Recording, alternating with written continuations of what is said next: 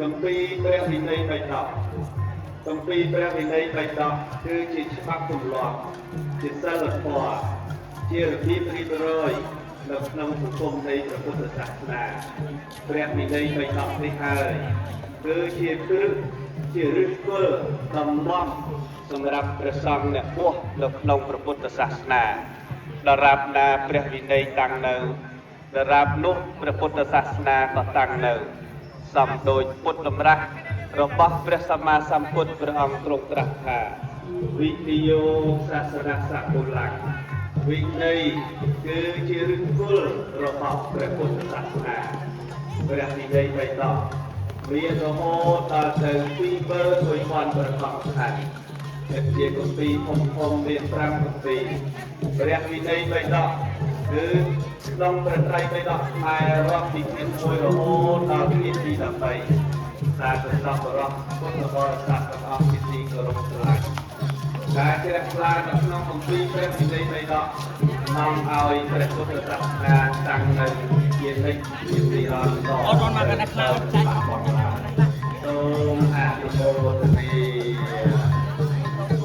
គម្ពីរព្រះសុត្តន្តបៃដកឬហៅថាគម្ពីរពសូតតែជាគម្ពីរមួយក្នុងបានគ្លីបនេះបន្តិចទៀតបានរបស់សាសលោកសាសនាមិនស្គាល់លោកល្អសាសនាស្គាល់លោកក្រក់សាសនាមិនដឹងគុណមិនដឹងនោះសាសនាមិនស្គាល់ល្អអាក្រក់នៅក្នុងគម្ពីរព្រះសុត្តន្តបៃដកព្រះពុទ្ធចិនស្រីព្រះអង្គទ្រង់បានពន្យល់យ៉ាងច្បាស់មើលល្អបានល្អមើលអាក្រក់បានអាក្រក់អត់ពុទ្ធមិនដល់ទូមាន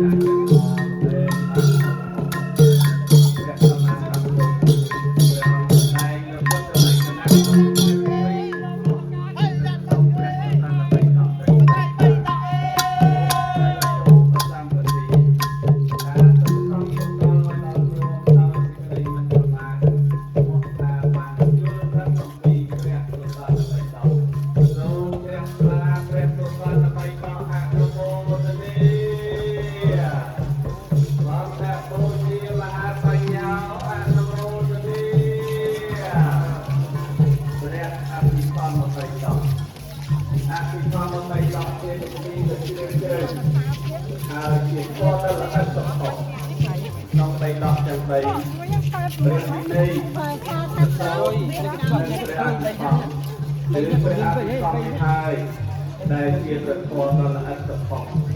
ដែលមិនងាយសត្វលោកណាដើម្បីនឹងរៀនឆាប់ចេះឆាប់យល់ឆាប់ដឹងបានបើសត្វលោកណារៀនឆាប់ចេះឆាប់យល់ឆាប់ដឹងបានជាន័យថាជាគោលនៃប្រាជ្ញាក្នុងលោកព្រះសម្មាសម្ពុទ្ធជាអង្គម្ចាស់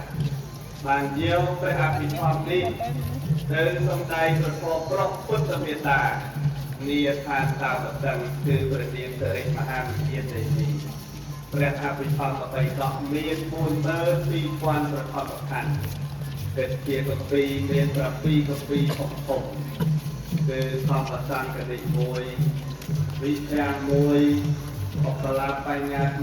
1កថាវត្ថុ1យមកៈ1មហាប្រធាន1ដែលជាគម្ពីរដ៏ល្អិតកុសលដែលបុគ្គលណា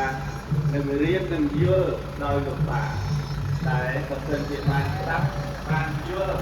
បានអាននៅក្នុងគម្ពីរព្រះត្រៃបិដកដែលក្នុងទំនុកព្រះត្រៃបិដកលោកបានបកប្រែអស់រយៈពេល39ឆ្នាំមកនេះ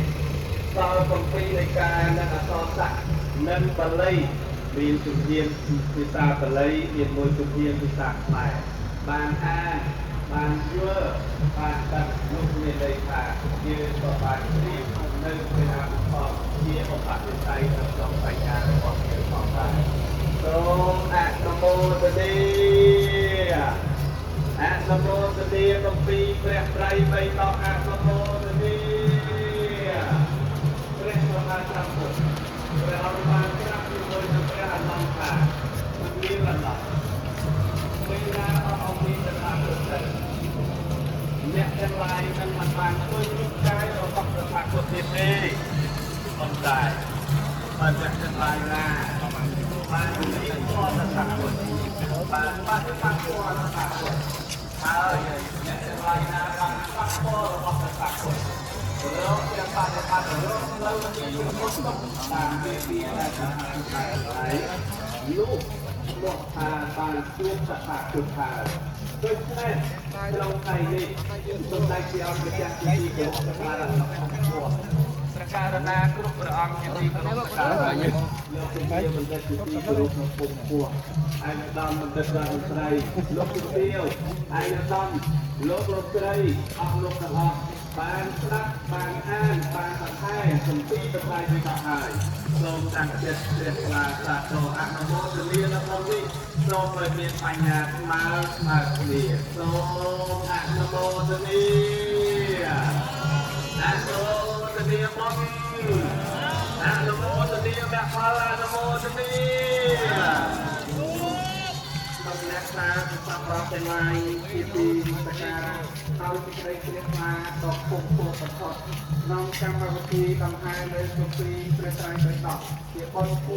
59ឆ្នាំនៅក្នុងឱកាសនេះគឺចាត់ក្រោមអតិថិភាពដល់ពុទ្ធពុទ្ធប្រកបរបស់លោកជាបណ្ឌិតពេជ្រច័ន្ទមនីគុណម៉ែ